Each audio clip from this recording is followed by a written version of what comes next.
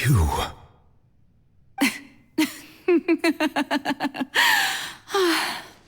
Sorry.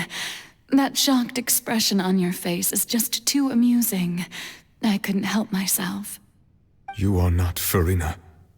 Who are you? The sweet sound of bewilderment. Marvelous. A sure sign that my attempt to deceive everyone was a resounding success. But to answer your question, I am Focalor. You know, the god. Focalor? Why did you deceive us? Oh, that wasn't my goal, of course. Goodness, no.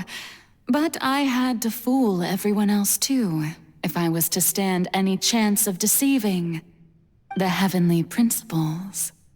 Deceiving the heavenly principles? It's all because of that pernicious prophecy. Dreadful, wasn't it? Everyone doomed to dissolve. Fontaine condemned to be flooded. One was not amused. In fact, one was positively bemused when that problem was thrust upon me by my dearest predecessor. That's the former Hydro-Archon Egeria for the uninitiated. It hardly gets more disastrous than a preordained national catastrophe, now does it? She knew full well that the prophecy would surely come to pass. And as one of the seven, she also knew full well that one defies the heavenly principles at one's peril. So yes, as you have no doubt surmised, it was a rather impossible situation that I found myself in. I spent a terribly long time mulling it over, alone on the ocean floor. And I was almost growing barnacles by the time I finally realized there was only one possible solution to this confounding conundrum. I had to outwit the heavenly principles, allow the prophecy to be fulfilled, ostensibly at least, while saving everyone at the same time. I'm a genius, I know.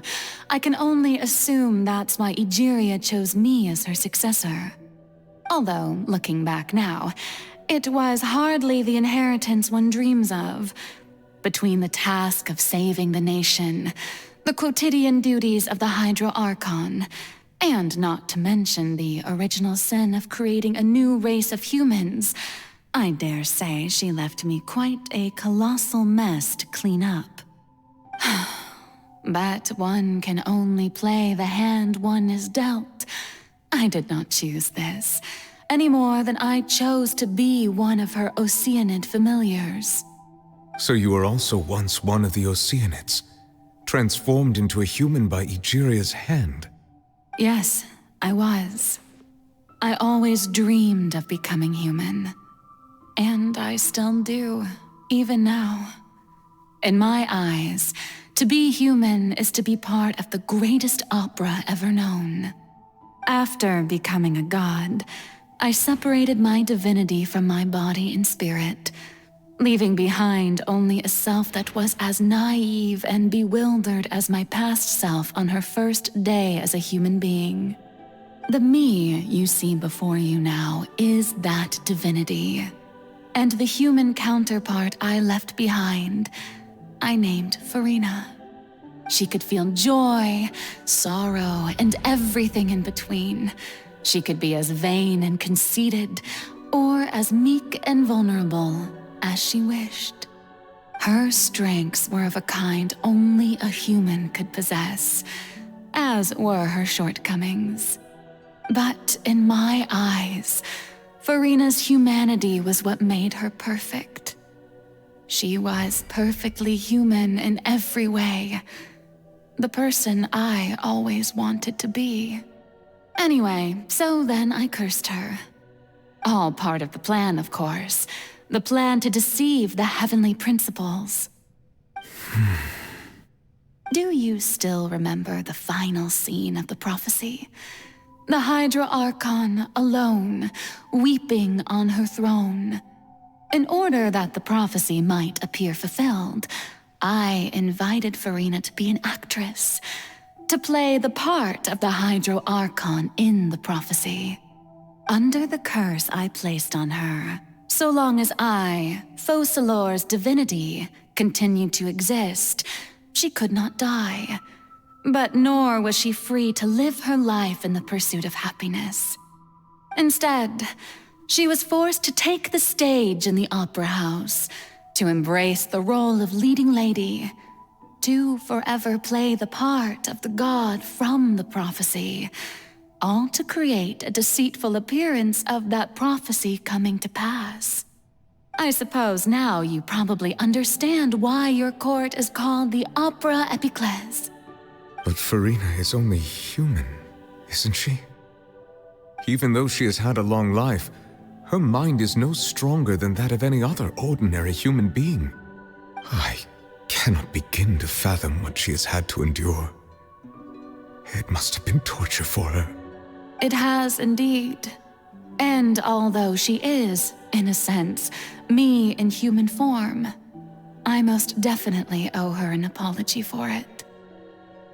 It's been 500 years, and all along, she's been playing her part in the most unimaginably long, unbearably lonely, and agonizingly painful opera of all time.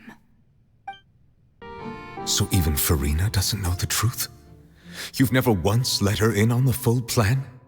Yes, it had to be done.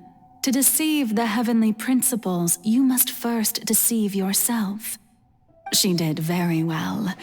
If she had let her resolve falter even once in these 5 centuries, Fontaine would have been doomed to the most tragic fate. It seems that trusting humanity was the right decision after all. I believe that I understand how your deception works, but that is only half the truth, is it not? How would you build on this foundation to save the people of Fontaine? That is the most important thing. Ah, good. Of course, the Iudex of Fontaine has pinpointed the crux of the issue. I'm sure you've long sensed that the Oratrice is no simple machine, yes? I've always suspected that it had its own consciousness, and Lenny did mention that he heard a human voice within the core chamber. It now seems that that person was you, hidden within the machine all along. Am I right?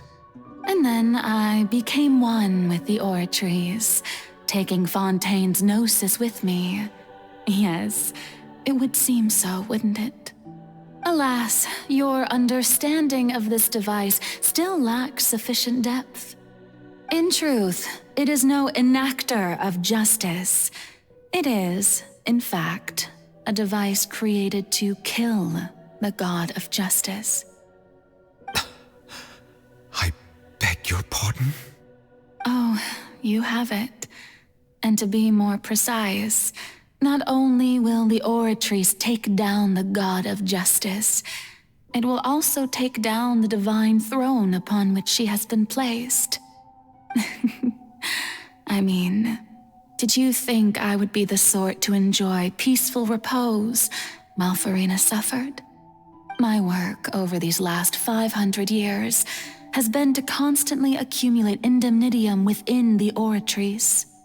But really, some have already discovered that only a small fraction of the energy generated by the device was ever used to provide power to Fontaine. The vast majority had to be, accumulated to enact this death sentence. It was all a part of your plan then? Both the trial and the sentence? Indeed. This power, accrued over 5 centuries, could have sustained Fontainians for millennia had it only been used for that purpose. Almost all of it has now been stored within the Oratrice. But only power of this magnitude could hope to destroy the Hydro Archon's divine throne, shaking the rules established by Celestia and breaking through the institution that is the Seven. So the Oratrice's call for death was for neither Farina nor Focalor, but for the Hydro Archon. The destruction of that divine throne. If I do not misunderstand your intent, You must be... Returning what's rightfully yours to you, of course. In other words, this was all done to return the authority of the Hydro Archon to the Hydro Dragon of this planet. But...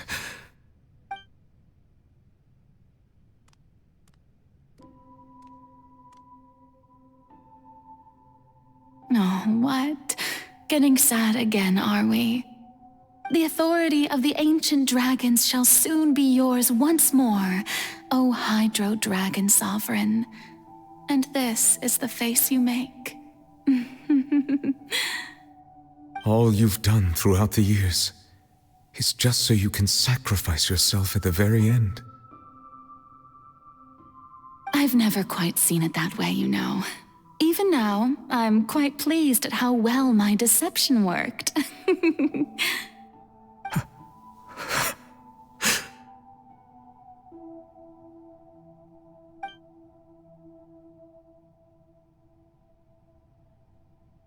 Hydro Dragon, don't cry. I must say, had it been within my rights, I would have loved to judge the heavenly principles themselves. Were they not guilty of essentially the same crime? Egeria stole the power of the primordial sea, and the heavenly principles stole the power you ancient dragons possessed.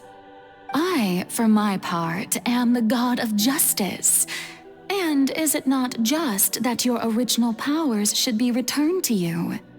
Speaking of justice, I have always believed that justice lies in the process of pursuing human existence itself.